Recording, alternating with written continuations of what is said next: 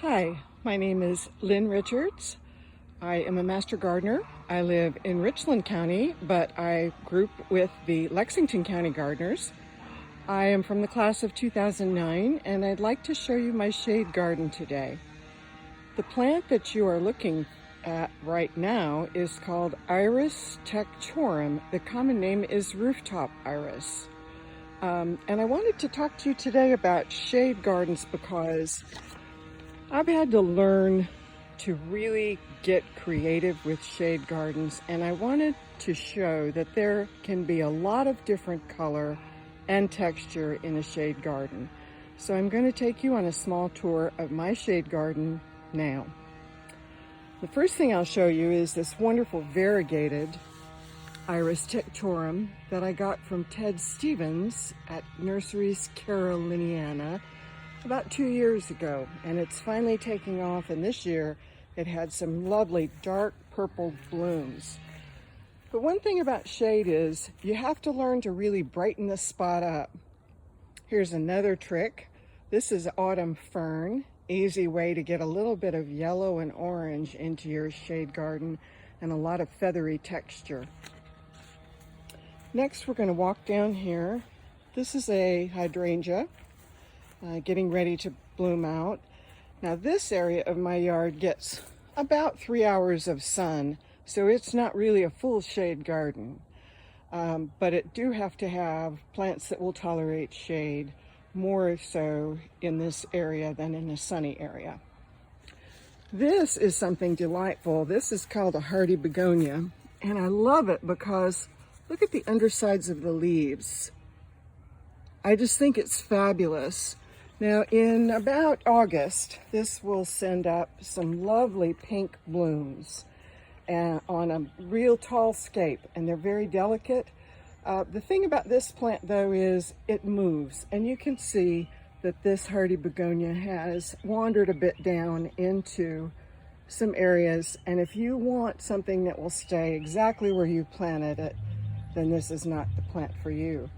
But I'm telling you, when the wind blows and that beautiful burgundy side of the leaf, the underside of the leaf shows, it's just gorgeous.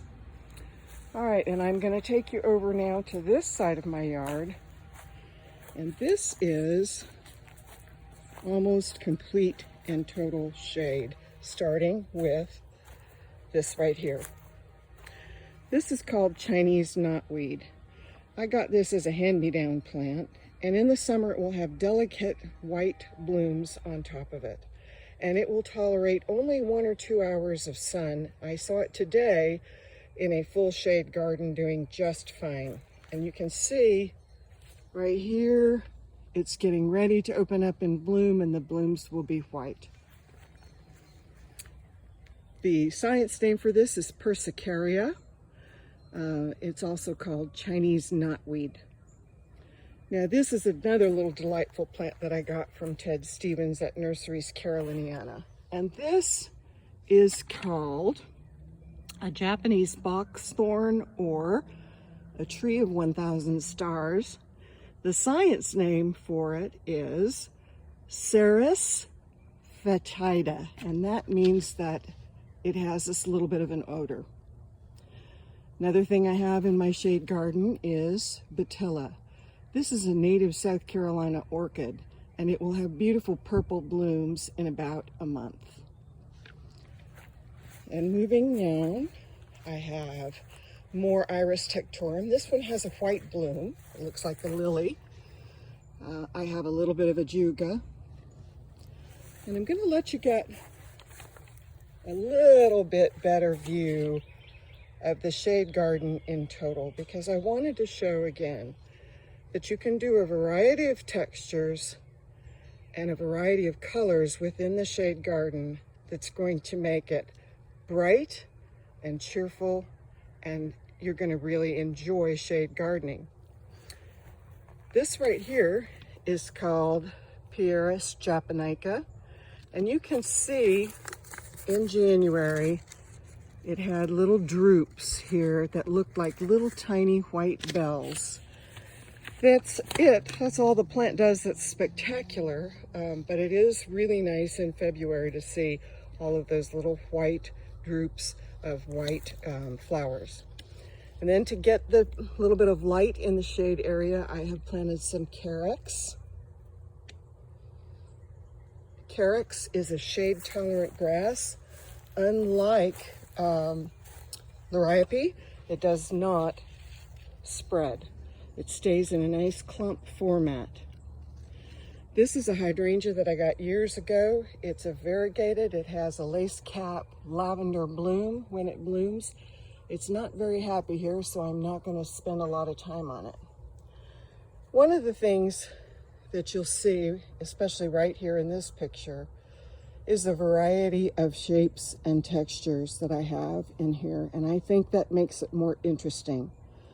Let's start with the hellebores. Everyone knows the success of Lenten roses right here. And I like the variegated texture of the leaves on this one. And what you'll see with the hellebore, of course, is the blossom. These are actually scapes. There's the inside is the blossom. And these little teeny things right here are where the seeds are. And when those drop, you get naturalization of hellebores, and it creates a wonderful drift. These, of course, start blooming in January, and you can see this is May 1st. They're still hanging on. They're not as crisp white as they were when they bloomed. And of course, you always want to try to incorporate a hosta in your shade garden. Hostas come in a variety of colors and shapes and sizes. I don't know what kind this is. I ordered this, I think I got this at Walmart somewhere, so I don't have a species name for any of my hostas, or very few of them. This is a Japanese painted fern, and you can see that it adds a bit of purple color and silver color to this shade area, and it is planted in a container with pulmonaria. The common name for that is lungwort. And this blooms in January with these fabulous neon blue blooms that really lighten up your shade area incredibly well. Behind them, I have what is called a bamboo fern. It is a perennial. It comes back every year, and you can see the lovely foliage on it and the pattern that it adds in this container. And it is planted with a white leaf hosta. Now these hostas come up with a leaf that is very white. By the end of the summer, they will all have turned green. But right now, as you can see in this shady area, it makes a big pop of brightness in what would otherwise be a very dark area. I have ground cumber that is Vinca minor. It blooms with a little periwinkle bloom in early spring. This right here I got as a bulb, and it is called liverwort, or the science name is sharp lobe hepatica. It's related to buttercups, and it has a lovely white bloom. It almost looks like a trillium. And here is the last of the bloom, right underneath there. And it loves full shade. Now this is not actually a fern. This is native to Asia, and it is called, I could not find a common name for this. It is called Gymnognamatus dariiformis. It is an Asian fern. It is native to Thailand and the southeastern part of Asia. And of course, I love my Lenten roses, so I have several of them in here. There's another one, same variety, and there's another one.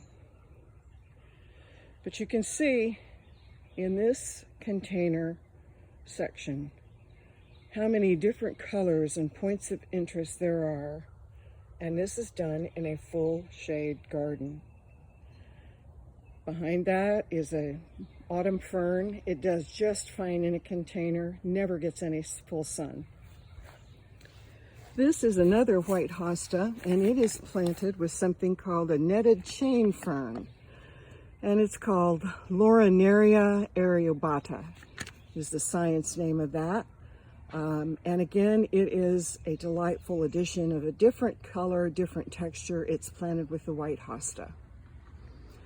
This is a hosta called Blue Angel. Now, I just rescued this out of the ground a couple of years ago, and it was pretty puny, but you can see in the container it is going to really flourish and get large, which I am looking forward to. Another hosta with a white edge on it, some more carex. This is a shield fern. It is native to South Carolina. I use it as a ground cover here. And of course, no shade garden is complete without some common old cast iron plant. It is indestructible and always adds interesting texture and form and height, vertical height, to any shade garden. There you go. There's a little shot of the cast iron plant behind the shield fern. And last, I'm going to show you a native ginger that I picked up. I don't have a science name for this, but you can see that is the bloom way underneath there, that white thing. This will fill in nicely, and all of these plants tolerate very dry shade. I do have irrigation here in the summer. I water everything lightly about once a week just to make sure it doesn't get too dry. But you can see this shade area is planted underneath some really tall oak trees, a dogwood tree, and hackberry trees. So this area stays very dry shade, which is another reason why I've put so many things in containers. I have some more Japanese painted fern back there. And last but not least, I put in, that is a drift of stinking hellebores. They bloom in December and January. It's a very interesting plant because it is poisonous to ground critters and deer. So it works to deter deer from coming into my yard. And even more importantly, it has been an excellent screen to keep voles out of my garden. And you can see there at the base, this plant reseeds prolifically. So if you need something that is a backdrop, like a little hedge in your shade area that will deter voles and squirrels and deer, hellebores are the way to go. All right, that's it for my shade garden, and I hope you enjoyed this little tour. I hope it gave you some ideas about what you can do in what you might regard as a problematic area of shade. Thanks for listening. For more information, please visit the website clemson.edu/HGIC, where you can find fact sheets on any one of these plants. Happy gardening.